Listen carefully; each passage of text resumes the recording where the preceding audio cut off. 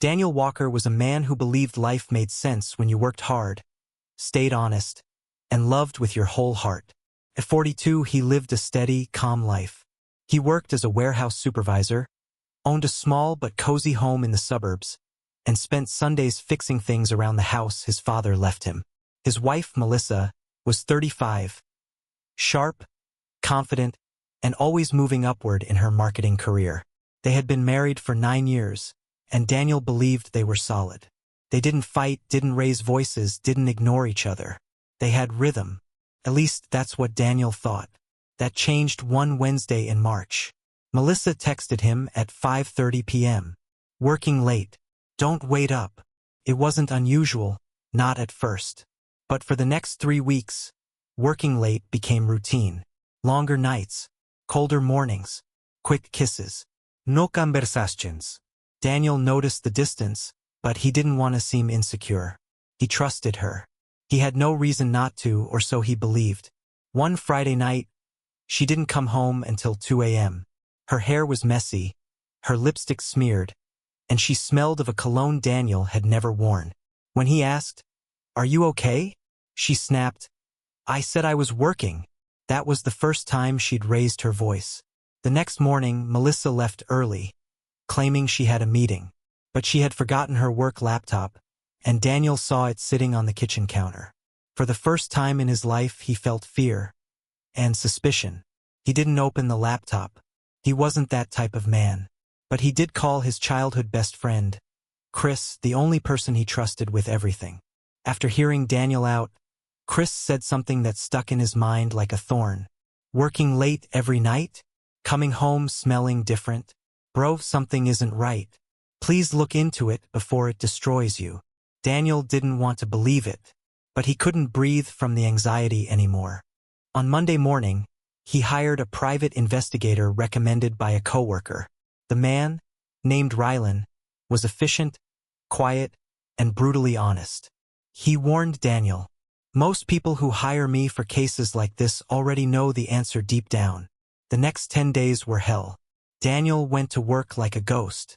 He ate nothing, slept almost nothing, and every time his phone buzzed, his heart stopped. Melissa came home late 5 more times, each excuse thinner than the last. Finally, on the 11th day, Rylan messaged, "Report ready. Meet me." Daniel met the investigator at a quiet diner off the highway. On the table lay a thick envelope. Inside were photographs, evidence, time-stamped logs, Melissa, and a man Daniel had never seen. Tall, polished, expensive suit, shiny watch. A man who carried himself like someone used to being admired. The photos showed Melissa laughing, holding his arm, touching his chest. Then photos of them entering a luxury hotel. Then more. Then messages recovered from her cloud backup. "I can't stand my boring life anymore. Daniel never pays attention the way you do. When are we finally leaving our old lives behind? I'm tired of pretending." Daniel couldn't breathe. The world didn't break loudly. It sank quietly, like a ship taking water. The investigator placed a hand on his shoulder. "I'm sorry. I know this isn't easy." Daniel nodded, but he felt nothing. No tears. No anger. Just numbness. That night, he slept in the guest room. The next morning, Melissa tried being affectionate, something she hadn't done in months. He gently pulled away. Something in her eyes flickered. Guilt. Fear. He couldn't tell which. Daniel spent the next 2 days making copies of the report. One for Melissa's company, HR. One for the man's wife, yes, the man was married. And one for a lawyer. The next week was a storm Melissa never saw coming. Her affair partner, Adrian Lewis, a senior director at her company, was exposed. HR launched a formal investigation, suspending them both. Adrian's wife, Vanessa, received the evidence. She kicked him out within an hour. Melissa finally tried talking to Daniel. "Please, we can fix this. I was confused. I wasn't myself." Daniel looked at her calmly. "You were yourself. That's why you didn't hide it well." She fell apart. He stayed silent. When she showed up at his job and created a scene, he called security. When she came home crying, he locked the door. When she emailed him 12 paragraphs begging for another chance, he forwarded it to his lawyer. The divorce was quick. The evidence was overwhelming.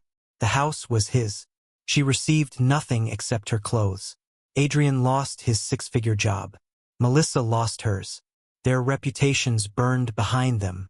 Months later, Daniel slowly rebuilt his life.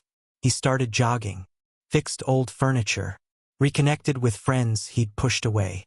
His father's house didn't feel haunted anymore. One summer afternoon, while sitting on the porch drinking iced tea, he received a message from Vanessa, Adrian's ex-wife. "My divorce is finalized today. I wanted to thank you. Your honesty saved me. I hope life has been kinder to you." Daniel replied, "You deserve peace. We both do." He placed his phone down, leaned back, and breathed for the first time in nearly a year. Sometimes heartbreak breaks you apart. Other times it breaks you open. Daniel wasn't the same man anymore. He was stronger, wiser, calmer, free. Thank you for watching the video. Don't forget to subscribe for more stories like this. See you in the next video.